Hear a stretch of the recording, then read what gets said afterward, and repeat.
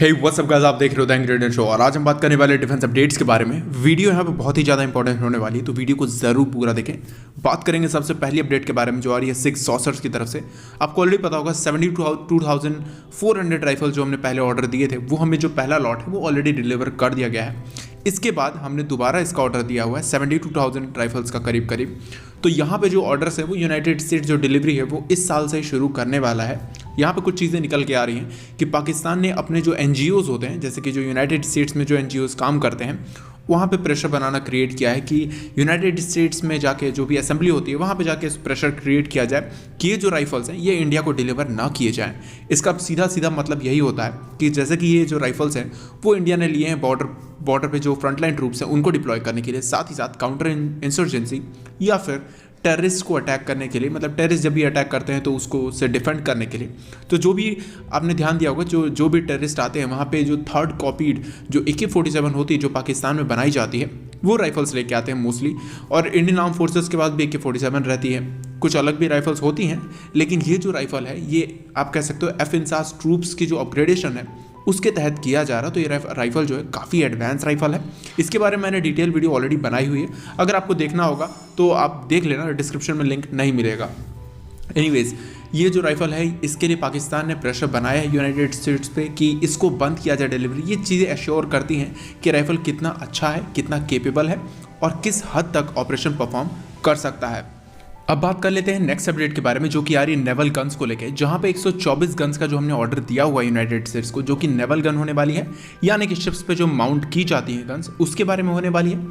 तो यहाँ पे जैसे कि रोमियो हेलीकॉप्टर यूनाइटेड स्टेट्स ने अपनी इन्वेंट्री में से हमें दिए हैं, यानी कि 3 की संख्या में उन्होंने हमें दिए हुए हैं, उसी तरीके से 3 की संख्या में ये जो नेवल गन है वो हमें अभी से डिलीवर कर दिए जाएंगे, जो कि यूनाइटेड स्टेट्स की नेवी के शिप्स में जो ऑलरेडी उनके पास बैकअप में रहते हैं उसको वो निकाल के हमें देने वाले हैं, जो कि ऑलरेडी ब्रांड न्यू कंडीशन में होने वाले हैं। यानी कि उसको यूज़ नहीं किया जाता है, वो सिर्फ बैकअप में पड़े रहते हैं कि जब अगर कोई मशीन्स ख़राब होगी यूनाइटेड स्टेट्स की शिप्स की, जब ये गन ख़राब होगी तो वहाँ पर रिप्लेस कर दिया जाएगा। तो इसको यूनाइटेड स्टेट्स डिलीवर कर रहा है।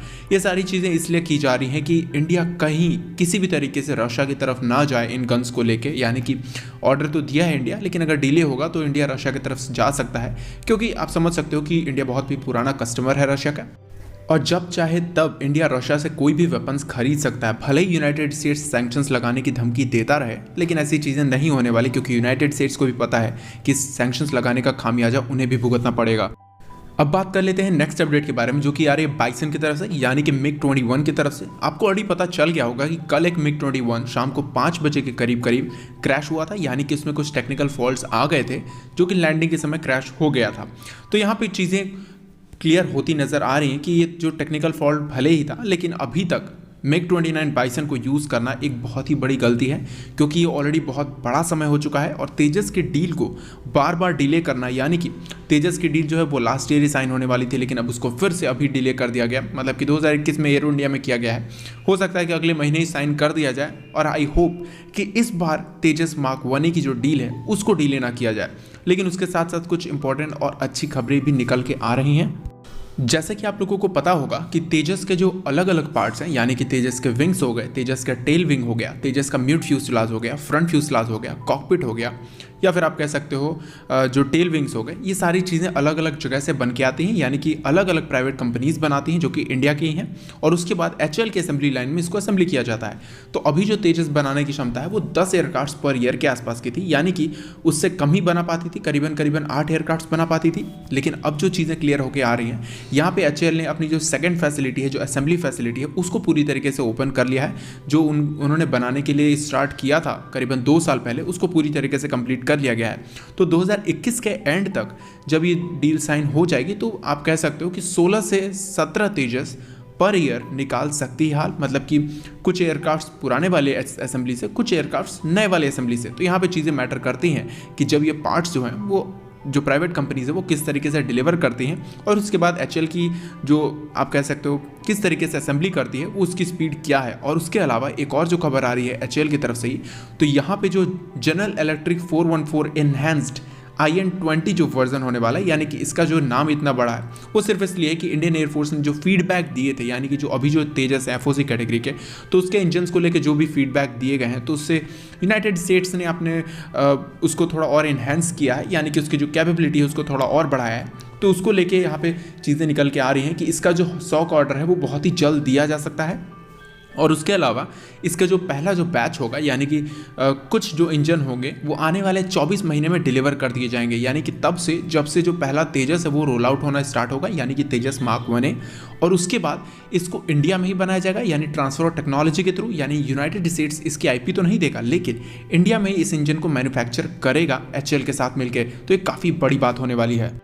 अब बात कर लेते हैं नेक्स्ट अपडेट के बारे में, जो कि इंडियन आर्मी की तरफ से आ रही है। आपको ऑलरेडी पता होगा कि इंडियन आर्मी के जो स्ट्राइक कॉर्प्स हैं वो 2 स्ट्राइक कॉर्प्स आप कह सकते हो वेस्टर्न कमांड के पास होते थे, यानी कि जो पाकिस्तान की तरफ जो बॉर्डर होता था वहाँ पे होते थे, और एक स्ट्राइक कॉर्प जो नॉर्दर्न साइड में होता था।